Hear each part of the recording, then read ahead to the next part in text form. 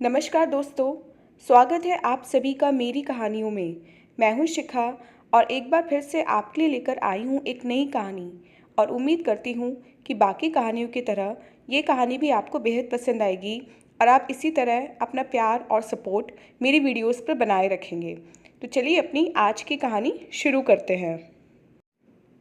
आज आकाश को फिर एक बार बिस्तर पर उसकी इच्छाओं के चरम क्षण में अचानक छोड़कर मैं उठ गई थी। अब बाथरूम के एकांत में अपने अंदर के इस उन्माद के इस पल को मैं धैर्य से गुजर जाने देना चाहती थी, मगर जानती थी कि यह इतना सहज नहीं होगा। कुछ न सोच पाने की मनस्थिति में मैं बेसिन का नल खोलकर अपने चेहरे पर पानी छिपकती चली गई थी। अपने नग्न घुटने में चेहरा छिपाए मैं वहीं फर्श पर बैठ गई थी। हे ईश्वर, कब तक यह नर्क, कब तक?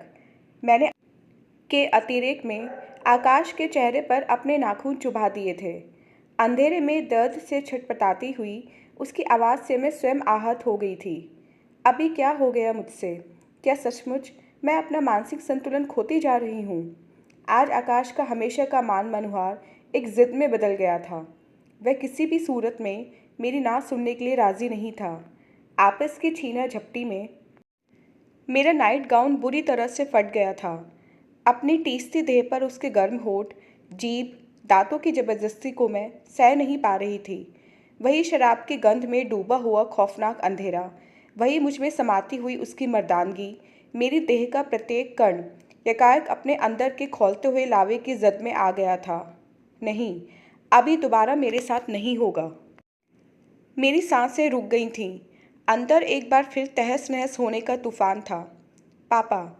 अपनी यातना के चरम क्षण में भी मैंने उसे ही पुकारा था जिससे भागते हुए आज उन्माद के इस कगार पर आ पहुंची थी। तेज नाखून से तड़पकर आकाश मुझसे अलग हो गया था। You mad woman!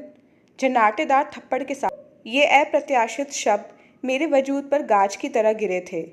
मेरे भीतर के बार बार नकारे हुए सत्य को आज आकाश ने एक स्पष्ट नाम दे दिया था।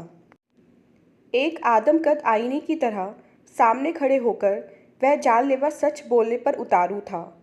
मेरे अंदर सहने की सारी शक्ति जैसे खत्म हो गई थी, इसलिए खुद को समेटकर मैं चुपचाप उसके सामने से हट गई थी।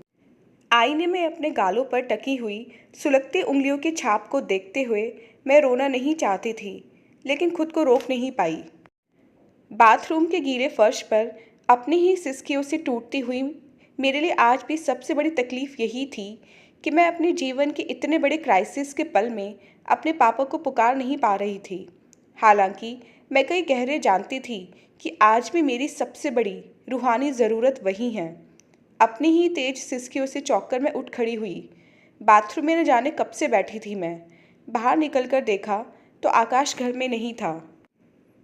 आज आंखों के सामने भुलाए हुए कितने ही दृश्य उमड़े चले आ रहे हैं, जैसे कैमरे में स्लाइड शो चल रहा हो। मम्मी चली गई हैं सुबोध काका के साथ। पापा बरामदे में खड़े अपनी जान से भी बढ़कर पाले हुए तोतों को एक एक करके गोली मार रहे हैं। मैं एक खंबे के पीछे सहमी हुई खड़ी हूँ। दादी पापा के पैरों के पास बैठी हुई हैं। सुबोध काका हमारे जीवन में 4-5 महीने पहले ही आए थे। मम्मी पापा के आए दिन के झगड़ों ने सुबोध काका की एक अलग जगह बना दी थी मम्मी के दिल में। और एक दिन वे हम सबको छोड़कर उनके साथ चली गईं। उस रात अपने बिस्तर पर रोते रोते न जाने कब मैं सो गई थी। शराब की तेज गंध से चौंक कर शायद मेरी नींद बीच रात में खुली थी। आंखें खुलते ही मुझे पता चल गया कि पापा अपनी पूरी ताकत के साथ मेरे ऊपर लदे हुए थे। अपनी समस्त शक्ति जुटाकर जब मैंने पापा को पुकारने के लिए मुंह खोलने की कोशिश की तो पापा ने मेरे मुंह पर अपना पंजा जमा दिया था। चुप हरामजादी, छिनाल की औलाद! यह मेरे पापा की आवाज़ थी। उन्होंने इतनी शराब पी रखी थी कि उनसे बोला भी नहीं जा रहा था। मैं एकाएक जैसे पत्थर बन गई थी। मुझे नोचते खसोटते ये हाथ मेरे पापा के थे। मेरी मसलती हुई देह के अंदर उस समय न जाने एक साथ कितनी ही मौतें हुई थीं। मेरे यकीन की एक पूरी दुनिया ही मर गई थी। अब उस भीषण क्षण में कुछ शेष रह गया था तो मेरी असहाय चीखें और मेरी कच्ची देह पर पापा का जघन्य आक्रमण। कोई मिट्टी की गुड़िया को भी इस तरह नहीं तोड़ता जिस तरह पापा ने उस रात मुझे तोड़ा था। दूसरी सुबह एक खून और आंसू की नदी के बीच से शायद दादी मुझे उठाकर ले गई थी अपने गांव। फिर कभी अपने बेटे के पास ना लौटने के लिए, मुझे ना लौटाने के लिए। वहीं बिस्तर में तेज बुखार और बेहोशी के बीच मैंने सुना कि पापा ने खुद को गोली मार ली और अब जीवन और मौत के बीच झूल रहे थे। दादी ने मुझे मरने नहीं दिया। वहीं से मेरी यातनाओं का सफ़र शुरू हुआ। सुलगती हुई रेत पर नंगे पाँवों का दुखता हुआ सफ़र। हर पल मरते हुए जीने का एक उदास सफ़र। किसी के करीब होना मेरे वश में नहीं रह गया था। स्पर्श मुझे आतंकित करता था। मैं नहीं चाहती थी कि कोई भी मेरे करीब आए। अभी ठीक से संभली भी नहीं थी कि दादी भी मुझे छोड़कर चली गई। आकाश जीवन में एक बिल्कुल अलग अंदाज में आया था। उसका अप्रोच दूसरों से अलग था। वह मेरी रूह के रास्ते से दिल की ज़मीन पर उतरा था। मैं मुस्कुराने लगी थी, गुनगुनाने लगी थी। मगर जिस दिन हमारे ये प्यार देह की दहलीज तक आ पहुंचा, मैं भय और आतंक से भर उठी। हर मर्दानी छुअन में पापा होते हैं। वह रात होती है और होता है खून में लिसड़ा हुआ मेरा मासूम यकीन।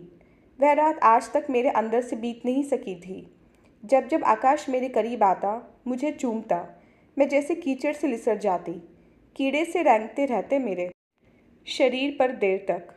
शादी की बात जब टालना और संभव नहीं रहा, तब मैंने हाँ कर दी। मगर सुहागरात मेरे लिए वही पुराना दुःस्वप्न फिर से ले आई थी। न जाने वह रात किस तरह बीती थी। दूसरी सुबह मैं शायद घंटों नहाती रही थी।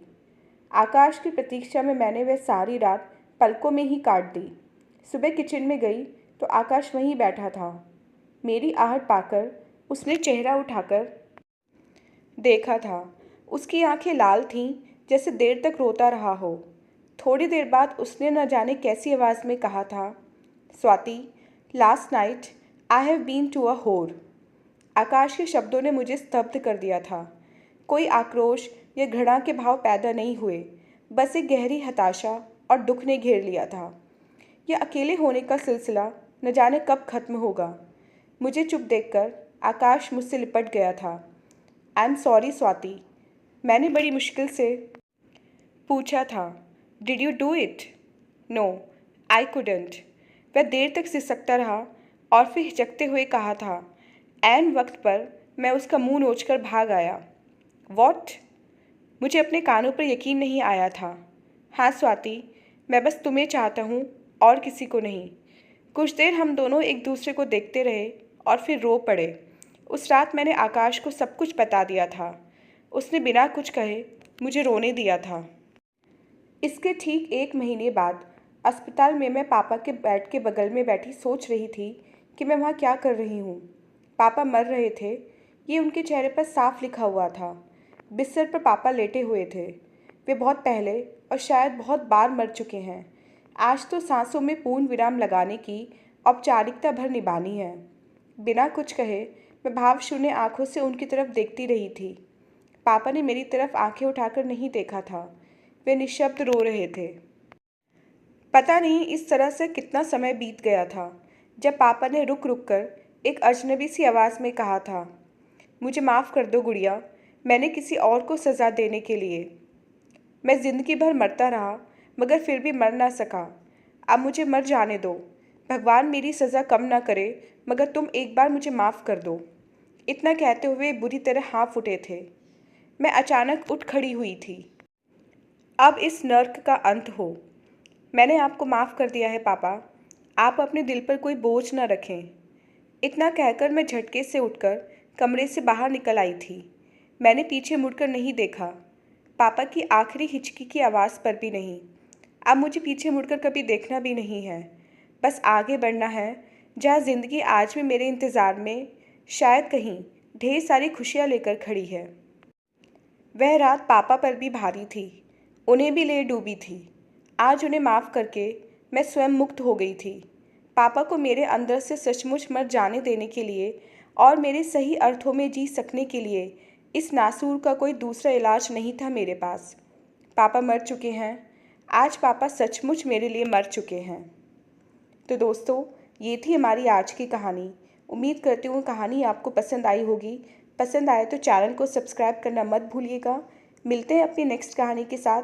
तब तक के लिए आज्ञा दीजिए। धन्यवाद।